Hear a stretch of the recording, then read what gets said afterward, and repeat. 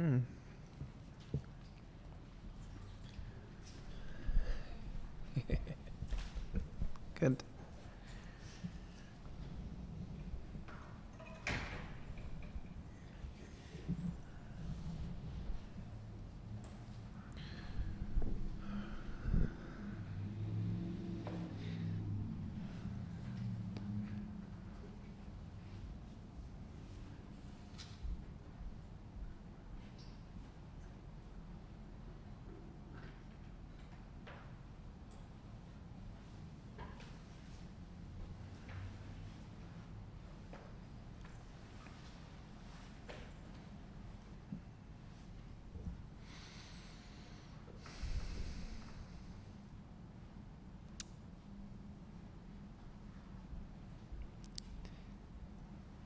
Good.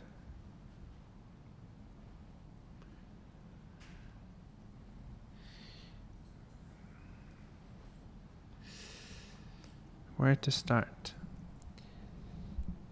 Have you guys heard this expression, life is great?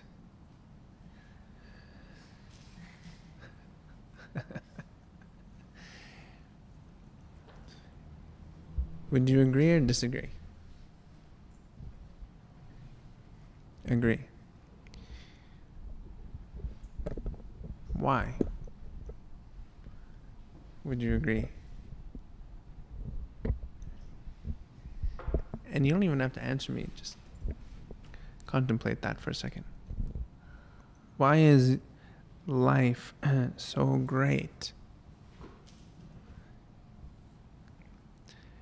It doesn't even necessarily need to be your life. Life is great.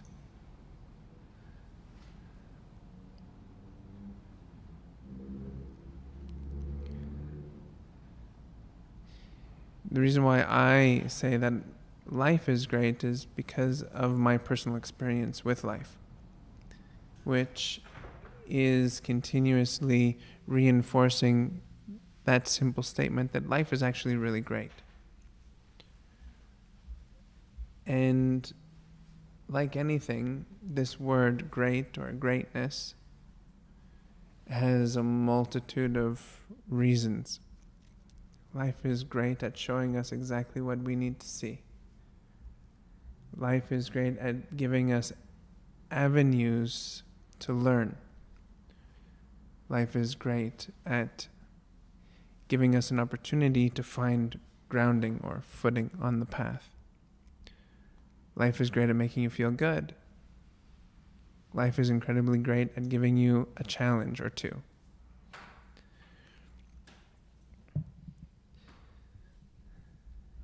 These are some of the obvious. But another reason why I say that life is so incredibly great is because, in a way, this is where I come from. And I'm using this I language because I just want to speak for myself, not for all of you. But if you think back, way back to when you were a child, or to maybe when you were an infant, if you can go that far, maybe even into the womb if you are that skilled. Do you remember what that felt like? Was this not the greatest feeling ever, being in the womb? Just so incredibly warm. The temperature is perfect. You feel great. Mama's there. Mama's never leaving your side. You're always wrapped within that love. This is great. So the starting point of our life, no matter how traumatic thereafter, that womb experience, was incredibly beautiful and bathed within that greatness.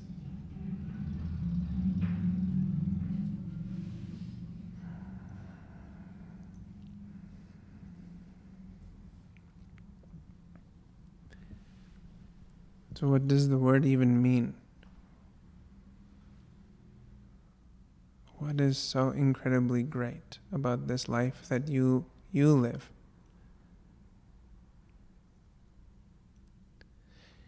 And the reason why I frame it like that is because, as we all know, we have only one life at a time at the top.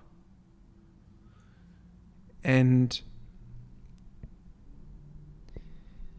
our experience or our time spent within this life, we have this opportunity, and the opportunity is called free will. So we get to choose and decide. Now, this free will is exercised, as we all experience, towards the moments as they're coming towards us. Right? But what we're not necessarily able to choose is the moment that's coming towards us. That's not necessarily in our will.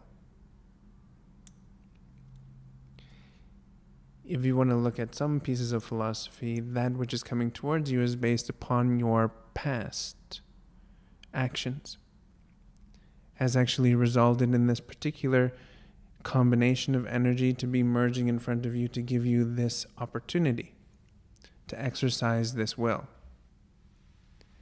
So there's not much that we can do about that which we see in front of us right now, other than exercise that which we decide for ourselves is the correct trajectory.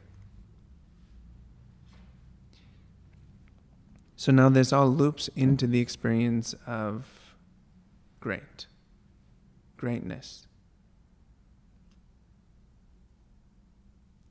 Because if you feel that life is this opportunity of sweetness, then to take that and begin to develop its particular space. Because what we're working with really is qualities of space. Would you agree? You invoke a particular emotional space, mental space, physical space, and you maintain or you retain, you hold that position for a period of time. And if we have strong concentration and focus, we can prolong that experience. And really that's what we want to do, is develop such a way where we can maintain a quality of space for a prolonged period of time, which is advantageous to our growth and development. That growth and development and that advantage is based upon the individual's experience. So what is it that you must then learn, experience? What is it that you see within your mind's eye to become? Who are you right now? And the maintenance of it all is a real art. Because all of these factors are being thrown in, and even as I'm saying the words, I can almost see the wheels turning as you add these factors. Well, what about this? And what about that? What about this piece of philosophy? Well, this thing over here said I should do something else, or whatever it may be. And these factors are all important to put into place when we're developing a relationship with the quality of space. Because ultimately, if we can really connect to the reason why you do what you do when you do it, it begins to make great sense.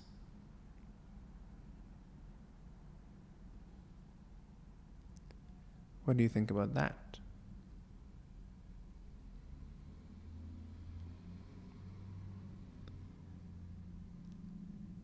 Any questions or comments?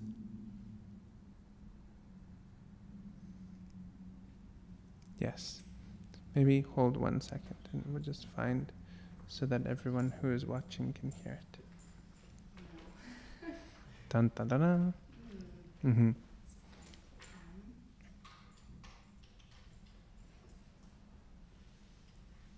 Am I good?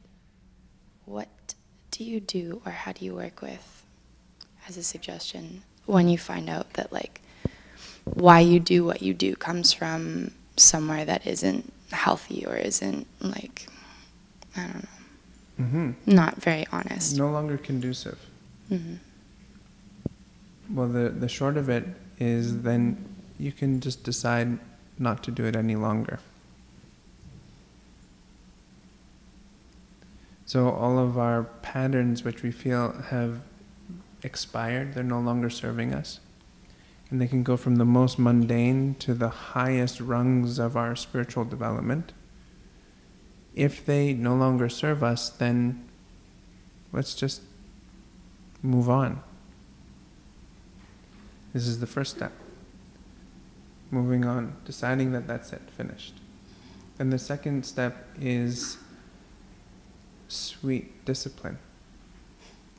In order to then maintain the quality of space, which is going to reinforce the fact that you're moving forward now. And everything will attempt to push you off the track.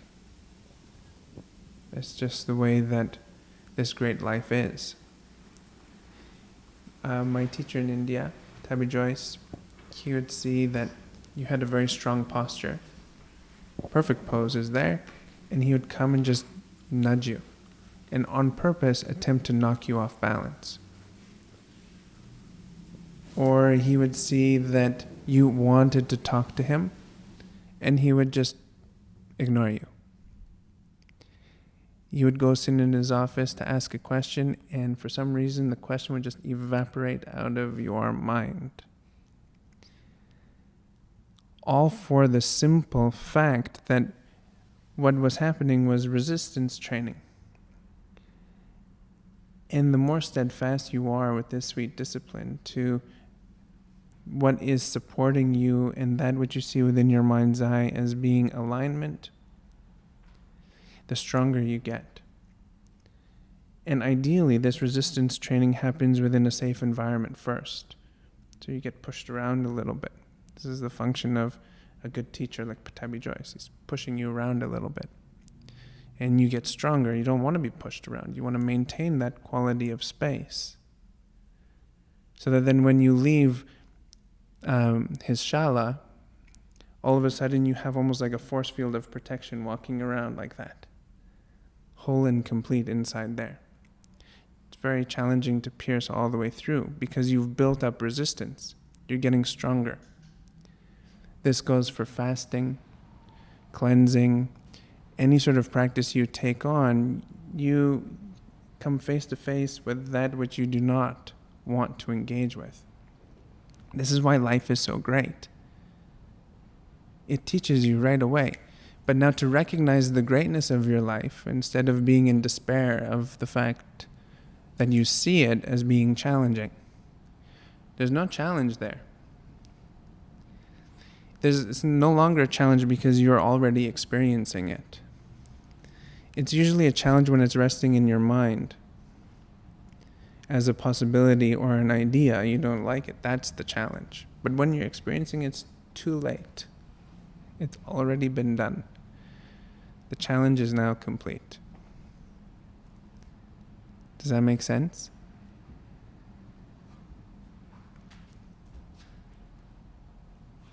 Mm-hmm. What else? Yes. Oh. Can you please elaborate a little bit more onto the term which you use very, very often, the quality of space? Yes. So that's a little bit, vague to me. So I Yeah. would like to learn more about that. Sure. And then there will be the second question afterwards. Okay, perfect. Well, the quality of space is the more subtle realm of activity that you experience within your body, within your breath, and within your mind. So what you identify as being body, breath, mind is not necessarily the quality of space that is habitating that body, breath, mind. It's the space between thought, let's say. So you have a thought, the thought is occupied now. The thought is an organization of that quality of space put into an image for you to see. Now, if we were to go increasingly more subtle than that thought which you see, the thought itself begins to dissipate, fade away. So that then what you're looking at is the original settings, the raw form of your thought, and also of your mind before the thought emerges. Does this make sense? So now what fills that space is a quality of stillness, which is dynamic. It's growing, it's moving, it's changing. And that quality of space is the manifestation of all things. So if we can develop an ability to maintain your space, so let's just say your mental space. So your mental space is healthy. It's unpolluted by anything. Now this is maintaining a high quality of space of your mind. And then we begin to consciously fill this quality of space with thoughts and emotions that are constructive and conducive to that which you wish to achieve. Does that make sense? So now to go a little bit deeper, there's really only one space, right? There's space out there, there's space in here, there's space in here. So the space between you and I is really what I'm talking about. The space that you inhale, breathe through your nose, the same space, exhale, you breathe out of your nose, right? There's nothing there. It's just vacant space. But within that space, everything happens. This like Stardust theory. So little particles start to organize themselves, coming together, that begin to collect momentum, and they get bigger and bigger, and then they actually begin to become something. So if we can develop an awareness at this place before it manifests into something, then this is really sitting at the pulse of our reality. The concept of making molehills out of mountains. We just want to shrink everything down to the size of a molehill, so there's no longer any problem. There's no problem. It's only this big. But if you allow that to collect momentum, it's massive. It occupies all the space that you have. Everywhere you turn, everywhere you go, even if that person is not standing beside you, you're still thinking about them. You still feel them emotionally. You almost have like this tactile sensation. You can actually smell that which you are engaging with. Does this make sense? Well, all the senses are connected to the space. Every single one of them. There's no separateness. And what's fascinating is that this inner realm of space is endless, just like outer space is endless. So this relationship between the inner and the outer environment are one and the same. Vast and open. Vast and open to the point of we have not found it yet, the end. But then we just collect ourselves and maintain a quality of space that is either healthy or not healthy, exciting or not exciting, so on and so forth, which we call our world and our reality. And it means so much to us. When if we just break it apart and look, we see that we have ample quality of space to manifest and create whatever it is that our will desires. What was your second question? Does this make sense? It'll be better, but I think I have to go a little more. Yeah, we should. Talks and then it will make more sense. This is a great idea. So the second question was about when you mentioned that we are not born yet, Yeah. Yes.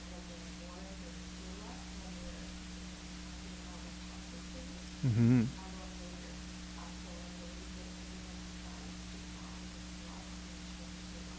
Mm-hmm. Meditation. As one. There's many solutions, but since we're in a meditation class, I think meditation is a good place to start for many reasons. One is that meditation tunes you to your body and your natural rhythms. When you're sitting, closing the eyes, the first thing that happens in order for a successful meditation to emerge is that you become comfortable. When you become comfortable, just naturally you start to feel your heart and the rhythm of the pulse, and then the fluid moving within your body, and then the warmth as it radiates outwards to the edges of the skin. And all of those experiences you actually find in utero. So you listen to the flow of fluid within mama. You feel and hear the rhythm of the heart. So each time you sit in meditation, you're actually going back into the womb. Your own recollection, which you're manifesting into a great moment. You're welcome.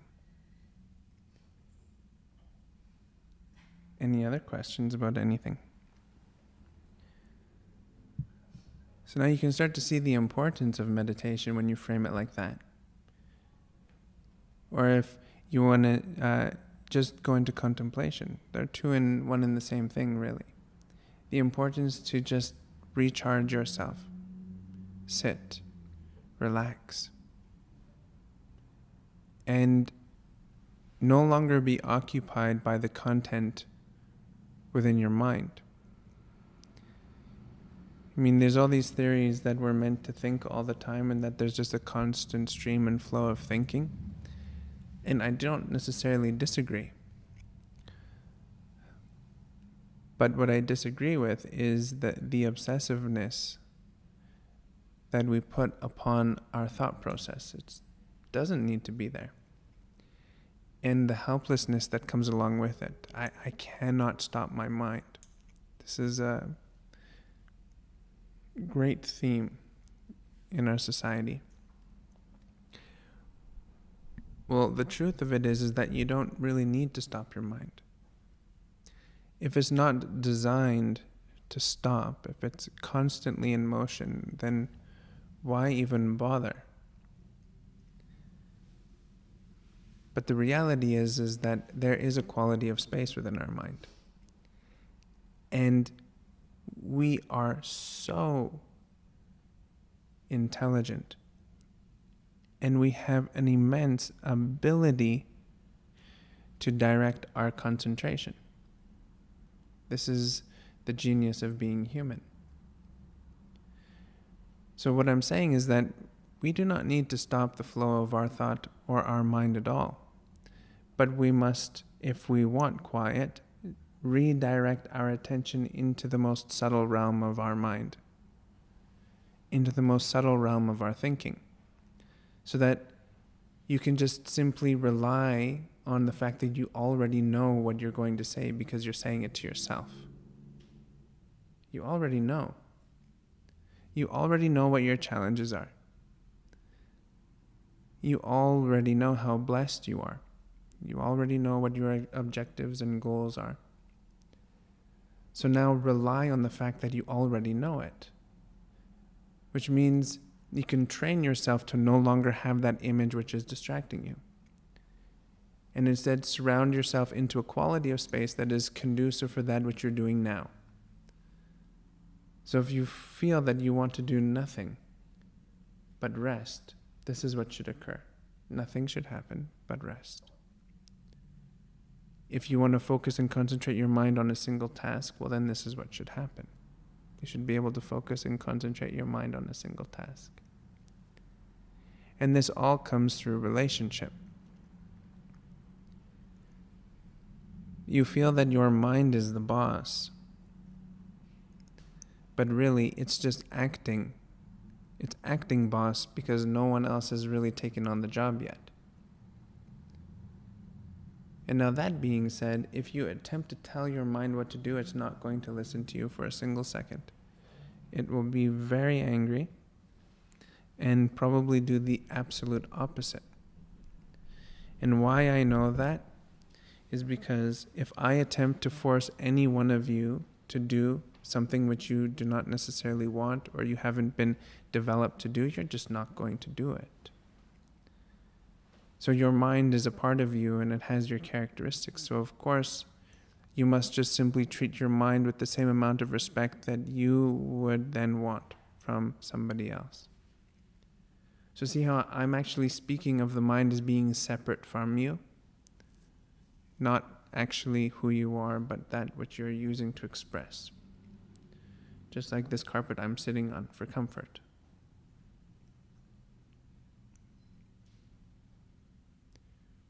So to develop a relationship with the mind is really what we're doing with our practice of meditation.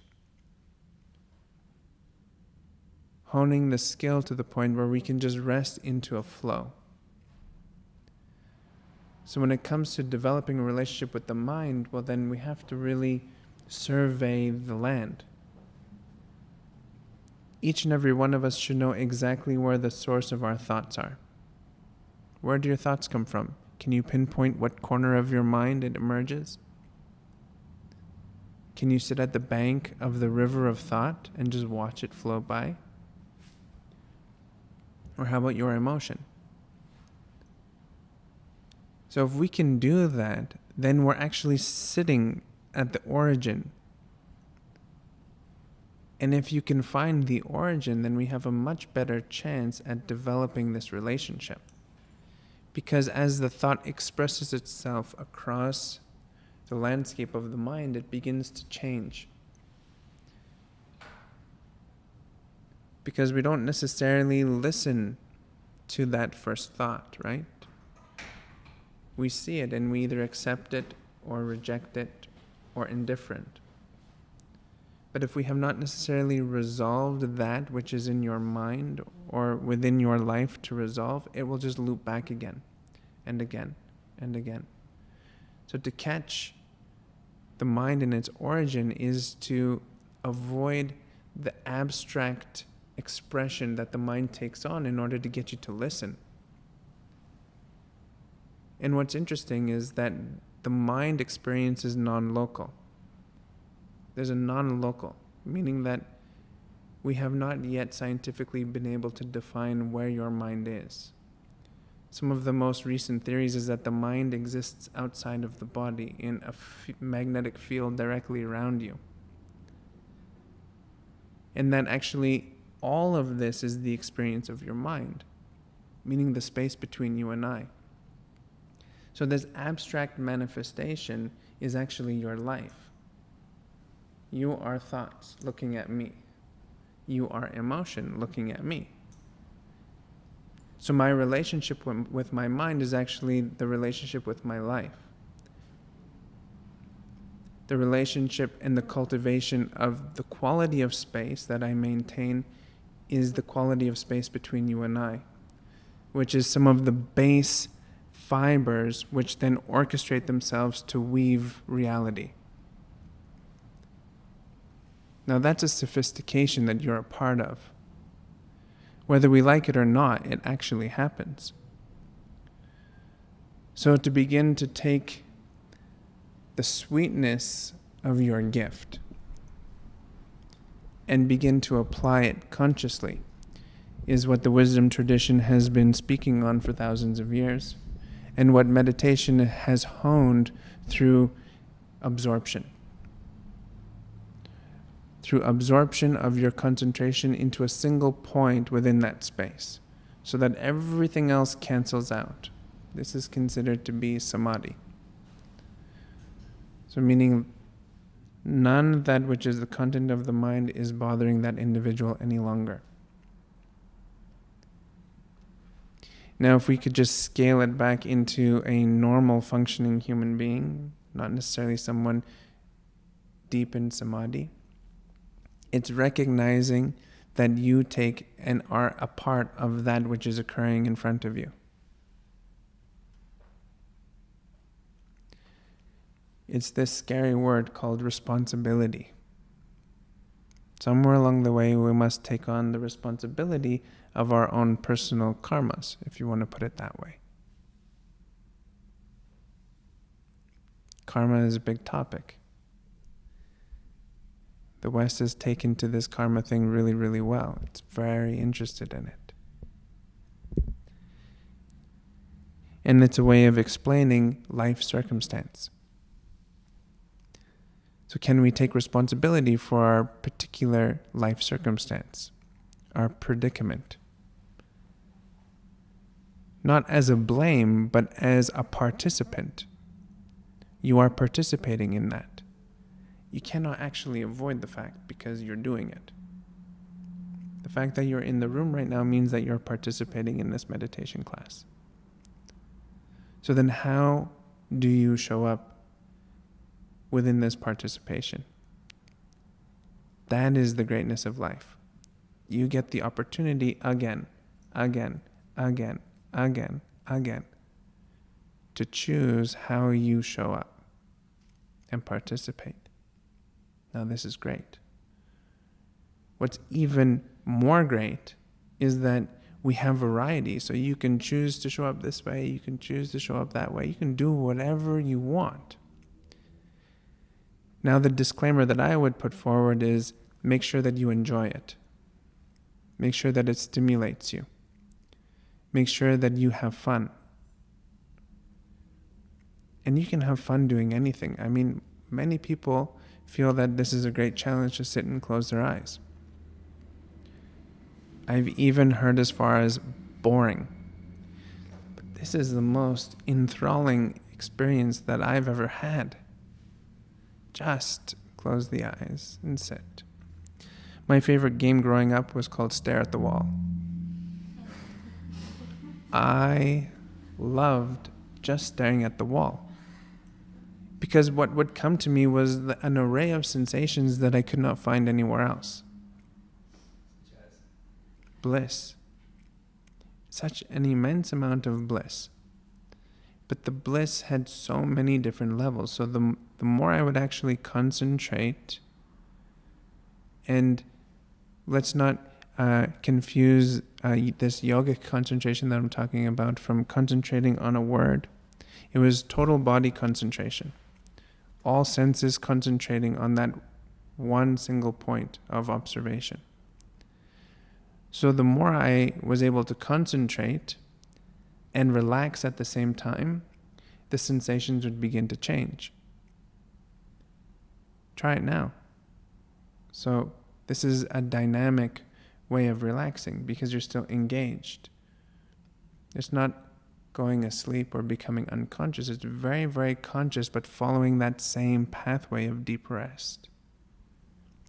And we allow the sensations to change. Now, quite potentially, there's an endless amount of transformation that occurs within that sensation. It doesn't ever stop. Increasing in its subtlety. Now, that subtlety is felt within the quality of space between you and I. Not just between you and I, but inside the tissue level as well. Inside the breathing level. Inside the mind. Each one of these three holds a particular vibration within the space. And we're attempting to unify those three as one. So that if three can become one, then all of a sudden the breath is the connector and communicator between the activity of the mind and the activity of the body. The activity of the body and the activity of the mind. So you see how the breathing, inhale, exhale begins to mix the space like that. Do you feel that? Not only the connection of the mind, but also the connection to higher forms of the mind or higher vibrating forms of the self and drawing them down into the experience of the body. So now this is the realm of greatness, excellency. This is high functioning human being. Why? Because you're not actually bogged down. Why be concerned with that which is occurring right now? I mean, you can look at it. You can complain and be as dramatic as you want. I do. I am. But I know that all is temporary. And I know that that which is occurring right now, I'm at a loss. It's already happened. But now what I am learning, and this is like thousands, millions potentially of years of learning, is then how do I show up? What am I looking at? How do I see it? How do you see it? And I say, how do you see it? Because that decision means everything. How you see something. Some of you love this shirt that I'm wearing. As a matter of fact, some people really enjoy that it has a hole in it. Others dislike it. What to do? It's how you see it. So others, don't like it. Others, wow, I really enjoy it. But this is now everything. This is the beautiful genius of who you are. That's why you're so great. I'm not trying to be romantic or give you a compliment. It's just simply stating the fact. This is direct. It's not a riddle. You are great.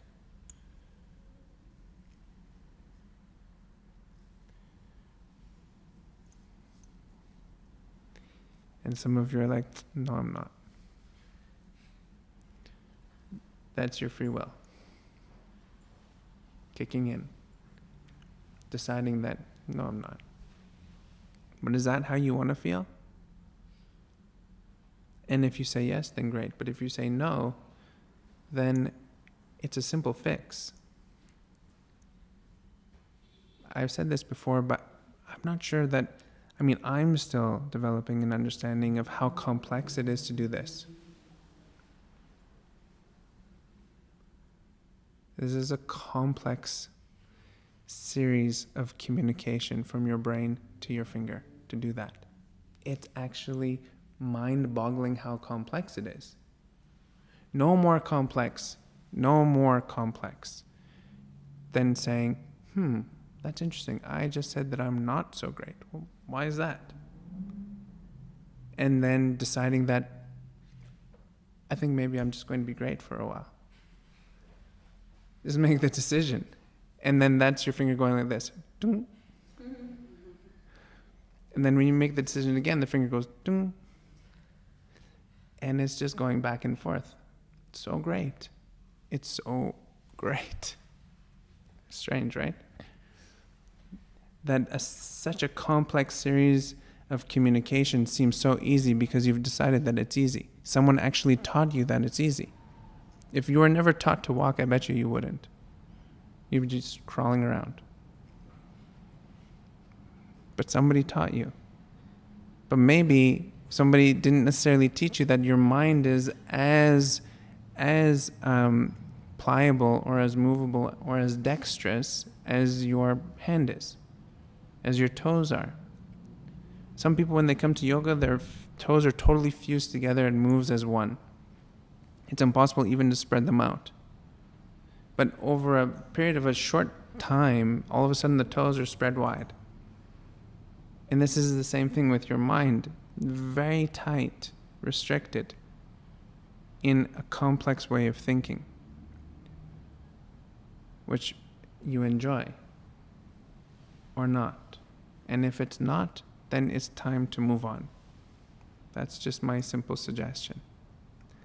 So all of that is supported through your ability to concentrate and focus on the decision that you've already made again and again and again. And that's the sweetness of your discipline. But discipline is also put into a bad word. Responsibility and discipline, these two things, people don't like when I say them. But it's because the context, it's been put into a bad context. Because maybe our parents said, we got to get more responsible. Or MTV showed you that responsibility is no fun. But you know how responsible those people are who put together MTV?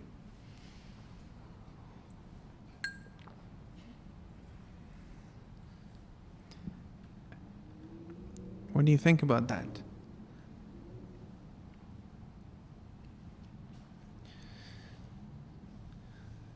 So there's a simple solution to everything that I was talking about. If you're kind of grappling with the how am I going to do all this and this guy's been talking about? Simply meditate. It is a solution. It's not the solution, but it is a solution. And it is a solution which works very well and has been tested for thousands of years and absolutely without a shadow of a doubt works. Why does it work? Because when you close your eyes, what emerges first on the screen of your mind is everything. A chaotic expression of everything. And you say to yourself, I am not meditating right now. I'm just in chaos. But as you simply decide that you are no longer the thought which is running in front of you, or the emotion that keeps weaving in and out, when you decide that I'm just not that, not because I told you, but because you've proven it to yourself, because you've sat there long enough that all of a sudden there's a distinct distance between you and that which you are observing. Now that quality of space that you see there is everything. Because that is deciding that you are not that which you are observing, because there's separateness. And that separateness begins to grow. Distance begins to emerge, and now you have perspective onto that which you are observing. And that perspective is everything. Because the perspective lends to your decision. Your decision lends to your movement. Your movement lends to you actually getting up to speed with the flow of your mind, the fluidity of it. So that then as you are observing, the ability for you to concentrate begins to burn away that which you are observing. As your concentration builds, anything that comes into your realm of your concentration just simply disintegrates. And the consciousness which you are building around that concentration begins to grow like this. Like that. So that magnetic field is actually growing. The conscious field is actually growing. The consciousness field is actually growing.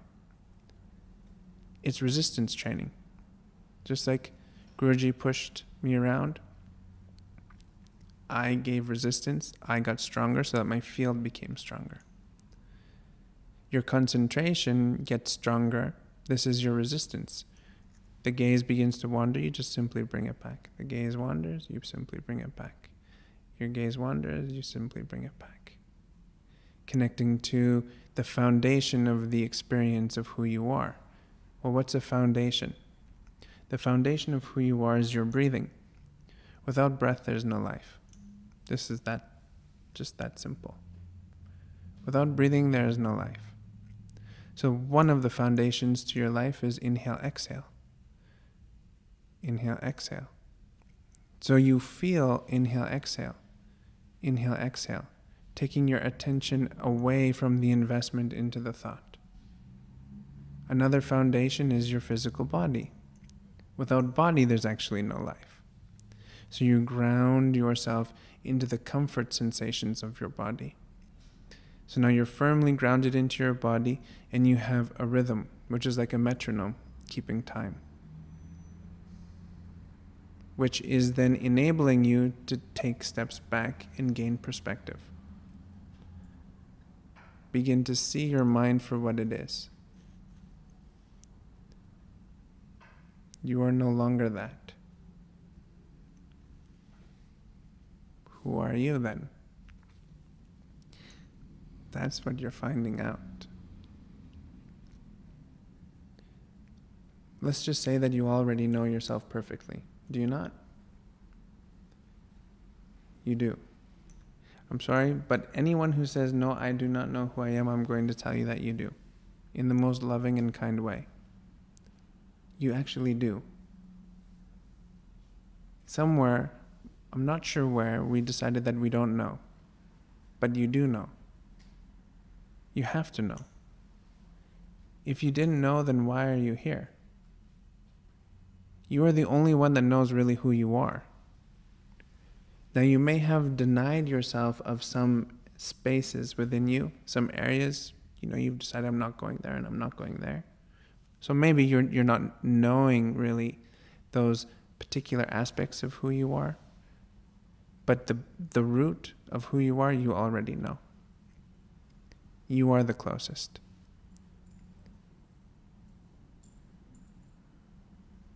I know that's deep. Can it be described? Can it be described? I think so. In words? Sure, I think so. Do you want to try? You want me to try?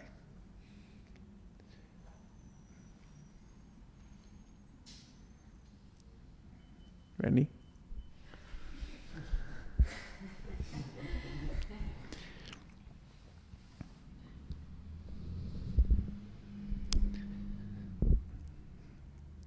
Now this is very direct.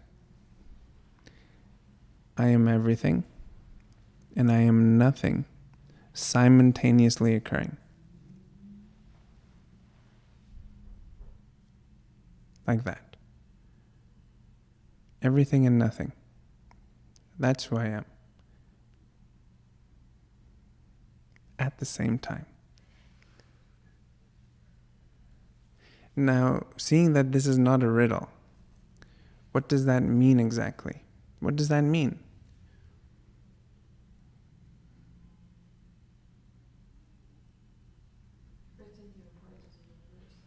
That's right. Mm-hmm. Nothing meaning the quality of space that the universe lives in. So the universe is manifested out of nothing. And really, you're right. We are everything, right? Science has actually proven this fact. You are everything. This ring is the same particles as my body. It's all same, 1, the same. On the most subtle level. So now if I can wrap my head around this concept that I am everything and nothing simultaneously occurring, all of a sudden that invokes quite a bit of freedom and power. If I take responsibility for the fact that I am everything and nothing and begin to discipline myself around it. Because what that means is that there's a piece of you in everything that exists on this planet. There's a piece of you in all the space around this planet. And if you are able to take your mind, your mind's eye, or some aspect of who you are and feel your left pinky toe, can you do that? Can you just feel that? Now how about your right pinky toe? So did you see now what your mind did in order to do that? Your nervous system, everything kind of shifts. Oh yeah, now I'm there. How about your left pinky finger? Your right pinky finger. So now if you can successfully do that even just a little bit, you can start to produce and develop that awareness everywhere, because you are all of that. But nobody teaches you this when we're growing up. They do not say become one with the block or connect to the carpet or you are as much your car as you are your body. So we don't learn that. But that's a truth. It's a simple reality. It's physics. It's whatever you want to call it, but it's actually happening. Which means you are the conscious component within the reality that you live. You are the conscious one. You are the one doing the thinking and the decision making. So therefore, you have then power over that which you are experiencing. Your will. Now this is meditation in practice. Taking this consciousness which you are building inside as a focal point, seeing it grow, seeing it occupy the space inside of you, the space directly around you, and begin to manifest outwards into your reality. Then how do you live with that? Develop it, maintain it. That is then meditation in practice. The technique of meditation is quite truly and honestly teaching you how to do that, through giving you insight and decisions as to where to focus your attention. So that thought which you're having right now, was that conducive to your overall development? Yes or no? And if you say no, then why are you doing that? Right? You have enough dexterity inside there to just peel yourself away from the fun drama and into something a little bit more boring, which will yield the greatness of your life. It is so good. You are so great. It is like that. So this is now a lesson in learning how to be yourself.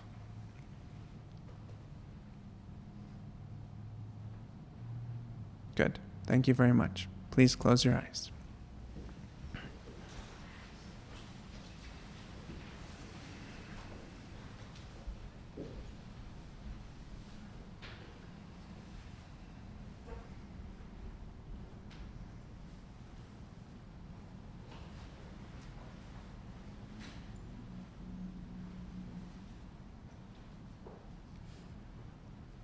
The clear instruction of all meditation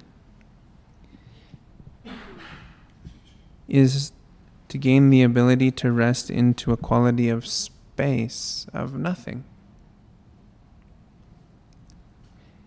Anything and everything which is an object, which is not that quality of space, is not needed at this moment in time. Why? Because we are in a phase of learning how to be just simply with ourselves.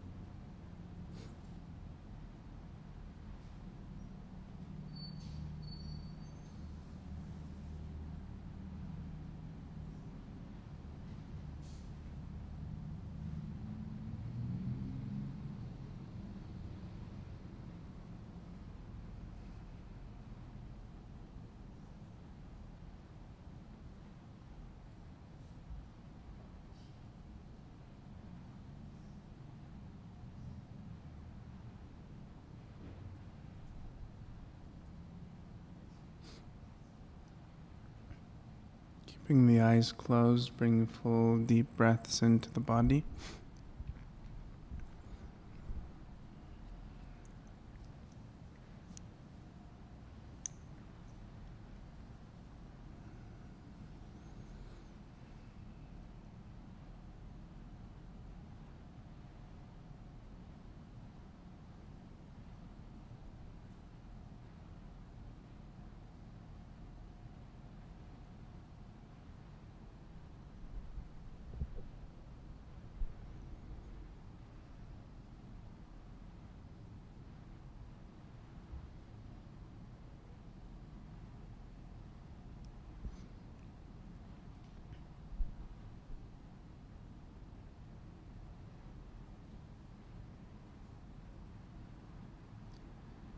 Maintain a gaze into the quality of space just there in front of you.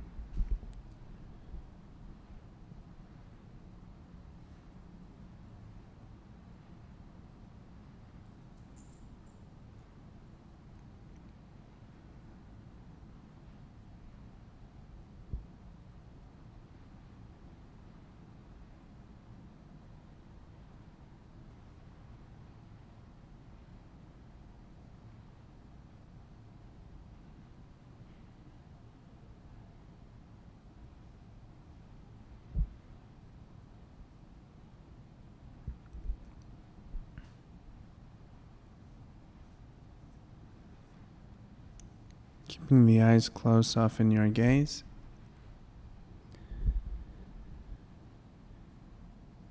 And very slowly, gently, allow the eyes to open.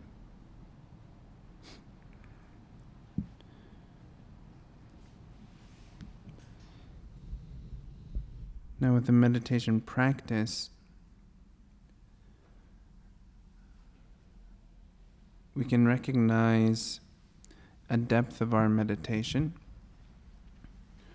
when the space of the body, breath, mind become aligned and rest as one, like blueprints, one stacking upon the next.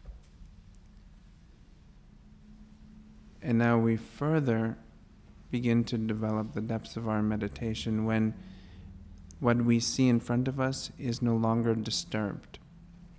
Disturbed meaning that it's so strong that it starts to bring your attention away from the meditative experience. Now you can have an undisturbed meditation and quality of space and still have a full reel of thought going on over here. Now that's another level of your meditation practice where you begin to work with the reel of thought. But the first objective is to stack one upon the next. The second objective is to have an undisturbed quality of space. Next, we start to deal with the real. Now what this needs is consistency. That's it. Doesn't have to be a long time, just a good time. 5 minutes a day keeps the thoughts restful. If you can do longer, do longer. But what I'm wanting to express fully is that it does not matter if your mind likes it or not, or if your body likes it or not, because chances are very high that both the body and the mind are just going to tell you no. But for some reason there's a higher intelligence that's saying, no, you should do this. So if you can define that higher intelligence, then listen to the higher intelligence and realize that the body and the mind is just a complete patterned experience. Likes and dislikes, wants and not wants, the whole gamut is there within the body and the mind. And what we're getting to is an undisturbed quality of space, which means that which is being manifested is potentially not even who you are or yours, but something that you are experiencing. And layer by layer, we must experience that within your meditation until there's nothing left to experience. And as you experience them, you begin to identify, well, I'm not that. And then you experience something else. I'm not that. And we're connecting to who we are, who we already know that we are, but we fail, or we rarely get the chance to fully embrace that because there's so much else going on. Now, this is the gift of your meditation practice. It is that it's giving you that opportunity back. It had never left. The bliss lives there already. It's always there, but we're just not necessarily accessing it. Just like none of you are doing this right now. But I am. But nobody else is. Right? You're just not accessing it. So we're getting an opportunity to feel all of that which keeps popping up. So your themes will show up first. Your most strong themes, you're going to see that and feel that in your meditation. So if you're angry, you're just going to be burning away. If you're sad, potentially you're going to be sobbing. But it doesn't last very long, because just beneath that is pure bliss.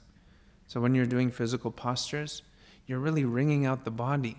So all those patterns when you walked in, you've exhausted them, and now you feel what's just beneath that. Just beneath the tension. So if we can engage your meditation again, then you're giving the momentum necessary in order to fully see what exists just beneath there.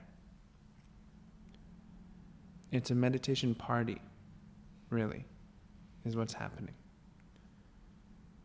And we are all invited. And it's great. Thank you very much, everyone. Namaste.